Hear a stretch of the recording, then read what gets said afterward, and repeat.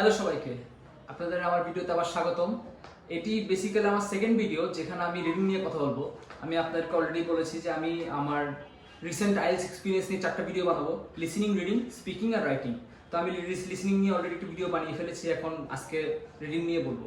তো আমি আমার প্রিপারেশনের সময় রিডিং নিয়ে কিছু তথ্য সাজিয়েছিলাম, যেটা ভাবলাম আপনাদের সাথে শেয়ার করি। কারণ আমাকে প্রায় অনেকেই জিজ্ঞেস করে যে কেমনে পরীক্ষা দিছি বা কেমনে কি, সবাই শুধু টিপস আর ট্রিক্স জিজ্ঞেস করতো যখন প্রথমবার পরীক্ষা দিয়েছিলাম।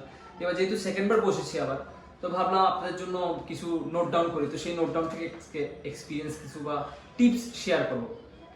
তো প্রথমে রিডিং নিয়ে বলি। রিডিং বেসিক্যালি আপনাকে 3টা পেজেস দেওয়া থাকবে, পেজেস 1, 2, 3। তো এই পেজেস 3টার আঙ্গিকে কিছু কোয়েশ্চেন দেওয়া থাকবে এবং সেইটা পুরোটুকু সলভ করার জন্য এবং আনসার করার জন্য আপনাকে 60 মিনিটস দেওয়া থাকবে। তো লিসেনিং এর ক্ষেত্রে যে বিষয়টা কি, আপনাকে মানে লিসেনিং এর অডিওটা শেষ হওয়ার পরে আপনাকে 10টা মিনিট সময় দেওয়া হবে আনসার ট্রান্সফার করার জন্য। কিন্তু রিডিং এর ক্ষেত্রে সেটা কিন্তু না। রিডিং এর ক্ষেত্রে আপনার 60 মিনিটের মধ্যে সবকিছু আনসার প্লাস আপনার মেইন আনসার পেপারে আনসার ট্রান্সফার করার জন্য ওই 60 মিনিটের মধ্যে সব ডান করতে হবে। তো আমার প্রথম টিপস হলো যে আপনি যখন বাসায় প্র্যাকটিস করবেন তখন 45 মিনিটসে আপনি প্র্যাকটিস করা শুরু করবেন এবং আপনি ভাববেন যে আপনার কাছে 45 মিনিটই আছে, এই 45 মিনিটেই সলভ করতে হবে, ঠিক আছে? তো যাই হোক, আমি রিডিং নিয়ে যদি আরেকটু বলতে চাই যে রিডিং এর কোশ্চেনগুলো কেমন আসে। রিডিং এর প্রথম যে টাইপটা বেশিরভাগ দেখা যায় যে হেডিং, ম্যাচিং হেডিং এবং সিমিলার টাইপ হচ্ছে যে ইনফরমেশন ম্যাচ করা, ঠিক আছে? তো ম্যাচিং হেডিংটা কি, আপনাকে প্যারাগ্রাফ দেওয়া থাকবে একটা প্যাসেজে, ধরেন ABCDE। তো ওখানে ওই প্যারাগ্রাফের আগে কি আপনাকে ধরেন 10টা হেডিং দেওয়া হলো কোশ্চেনে। তো আপনাকে প্যারাগ্রাফগুলো পড়ে পড়ে হেডিংগুলো বের করে ম্যাচ করতে হবে যে আপনার কোন হেডিংটা কোন প্যারাগ্রাফের সাথে যায়, ঠিক আছে? অথবা ইনফরমেশন ম্যাচিং যেটা বললাম, আপনার মানে অনেকগুলো ইনফরমেশন দেওয়া থাকবে লাইন বাই লাইন, সেই ইনফরমেশনগুলো আপনাকে আপনার প্যাসেজের প্যারাগ্রাফের সাথে ম্যাচ করতে হবে, সেভাবে আগে আনসার করতে হবে। তো যাই হোক, আরেকটু থাকে যে ধরেন ফিল ইন দ্য গ্যাপস। আপনাকে আপনার প্যাসেজ থেকে বিভিন্ন ধরেন একটা নির্দিষ্ট পোর্শন ওরা প্যারাফ্রেজ করে বা সামারাইজ করে আপনাকে কোশ্চেনে দিয়ে দিল এবং সেই এখানে ফিল ইন দ্য গ্যাপস দিয়ে দিল। তো আপনার মেইন প্যাসেজ পড়ে ওখান থেকে মানে আনসার করতে হয়। তো আরেক রকম যেটা অনেকে বলে হচ্ছে কঠিন, ইয়েস নো নট গিভেন অথবা ট্রু ফলস নট গিভেন। তো আপনাকে 5টা বা 6টা মানে একটা নির্দিষ্ট সংখ্যক কোয়েশ্চেন দেওয়া থাকবে। তো আপনাকে বুঝতে হবে যে কি মানে এই ইনফরমেশনগুলো প্যাসেজে আছে কিনা। যদি থাকে তাহলে ইয়েস, মানে যদি ম্যাচ করে।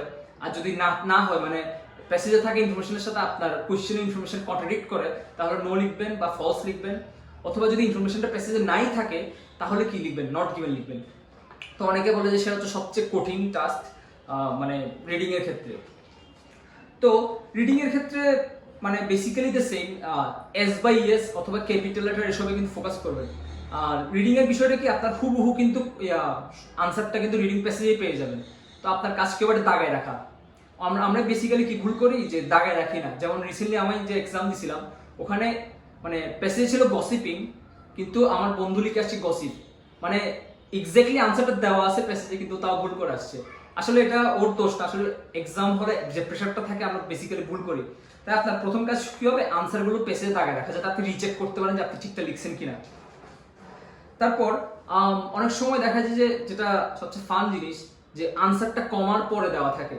ধরেন ফিল ইন দ্য গ্যাপসে আপনি একটা প্যাসেজে আনসার খুঁজে পাইছেন, আপনি আগেরটুকু দেখছেন, ধরেন আপনি এক্সাক্ট আনসার পাচ্ছেন না একটা নাম, ধরে একটা ব্রিজের নাম, ওল্ড টাউন ব্রিজ, যে নাম মানে old town bridge is beside Hamilton road. তা আপনি হ্যামিল্টনটা দেখছেন কিন্তু ওল্ড টাউন ব্রিজ মানে নামটা দেখলেন না, ঠিক আছে? তো বেসিক্যালি থাকে কি, মানে আমি যে ভুলটা করছিলাম মানে আমার প্র্যাকটিসের সময় আমি একটা কমার আগে ওয়ার্ডটা পরে ওইটা লিখে দিছি, মানে ওইটা বেস্ট ম্যাচিং মনে হচ্ছে তাই ওটা লিখে দিছি। কিন্তু পরে যখন আনসার চেক করার সময় দেখছি এবং পরে আমি যখন আবার রিচেক করতে দেখি যে কমার পরে একটা শব্দ দেওয়া আছে এবং ওইটাই আনসার। তো এই ভুলটা করা যাবে না। ম্যাচিং হেডিং বা ম্যাচিং ইনফরমেশনের কথা যেটা বললাম, ওখানে আপনি খেয়াল রাখবেন যে ইউজ মোর দেন টোয়াইস, মানে ইউজ মোর দেন ওয়ান্স, মানে যে কোনো একটা জিনিস বা ইনফরমেশন দুইবার ইউজ করতে পারবেন। ধরেন হেডিং বা মানে ইনফরমেশনের ক্ষেত্রে বিশেষ করে, বা অনেক সময় থাকে কি মানে নাম দেওয়া থাকে, অনেকগুলো বিজ্ঞানী বা পার্সোনাল নাম দেওয়া থাকে, এই লোক এই কথা বলছে। তো ওখানে মোর দেন ওয়ান্স দেওয়া থাকলে মানে কি আপনার থেকে বিষয়টা আরো একটু ভালো করে দেখতে হবে যে আসলে এই ইনফরমেশনটা কোথায় আছে বা এই নামটা কে বলছে বা এই কথাটা কে বলছে। ধরেন এখানে ক্ষেত্রে একটা টিক্স হলে কি, ধরেন আপনার পেসেজ আছে 5টা, এবং ওখানে ইনফরমেশন দেওয়া আছে কত, চারটা ইনফরমেশন দেওয়া আছে, 5টা প্যাসেজ, এবং ওখানে আবার লেখা আছে you can use more than once মানে কি একটা ডবল হবেই, এটা শিওর। তো আপনি যখন প্যাসেজ ম্যাচ করতে যাবেন তখন 5টার বদলে আপনার মাইন্ডসেটে রাখতে হবে কি আপনার কাছে 3টা আনসার আছে, 2টা প্যাসেজ বাদ যাবে শিওর।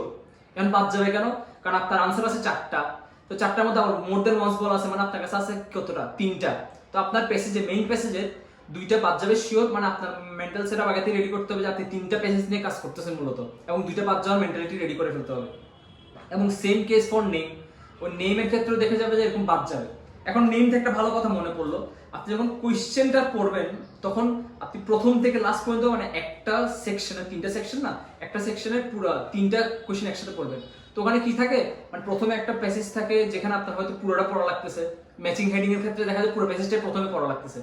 তো পরের সেক্টরে দেখলেন যে নাম আছে, যে এই পার্সনটা কি কি বলছে, এই পার্সন কি কি বলছে, তখন আপনি যদি আগে থেকেই ইয়াটা পড়ে ফেলেন, মানে পুরো প্যাসেজটা পড়ার আগে যদি কোয়েশ্চেনটা পড়ে ফেলেন, তাহলে আপনার মাথায় থাকবে কি আপনার নামও ম্যাচ করতে হবে এরপরে।